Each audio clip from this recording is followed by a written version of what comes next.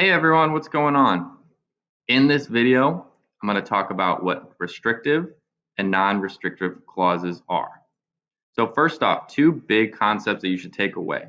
That sometimes it can be tricky to see or to tell what a modifier is modifying, and you'll be able to understand when to use a comma and when not to use a comma when you see that and which.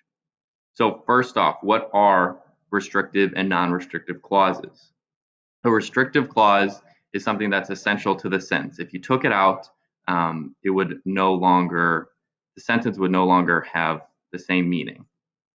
For example, the clock that Flava Flav wants is way too expensive. If you remove the restrictive clause, the words in red, we wouldn't know which clock we were referring to. So a big hint, a big giveaway is when you see the word that's going to introduce the restrictive clause.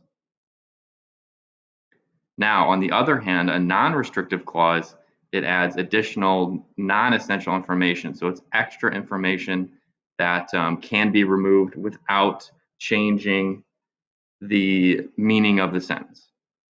For example, Flava Flav loved his new clock, which was encrusted with diamonds. So if we took out the purple words, we took out the non-restrictive clause, you could still say Flava Flav loved his new clock. It would still make sense. The non-restrictive clause is just extra. And another hint, another giveaway, the word which will introduce a non-restrictive clause. So when you see the word which, that's a giveaway. You have a non-restrictive clause, just extra added on to this sentence. So here, as an example, Flava Flav sold the clock that he wore to the 2005 Grammy Awards. The question is, does he have multiple clocks or one clock? Now, a dead giveaway should be that, right? That gives away that is a restrictive clause. So he has multiple clocks, and we're talking about a specific clock that he wore to the 2005 Grammy Awards. Here's another example. Flava Flav left his bag, which was filled with clocks, at the restaurant. Does he have multiple bags or one bag?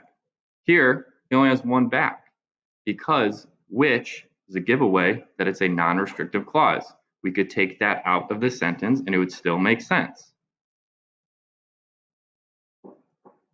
So, when you see a restrictive clause, they do not get commas. Non-restrictive clauses do get commas. Here again, the same examples that we saw before. Flava Flav sold a clock that he wore to the 2005 Grammy Awards. Restrictive clause does not get a comma. Flava Flav left his bag, comma, which was filled with clocks, comma, at the restaurant. Non-restrictive clause, not essential to the sentence, do add commas there. So hopefully this was helpful. Now you should go to No Red Ink and start working on the practice assignment. Thank you so much. Peace out.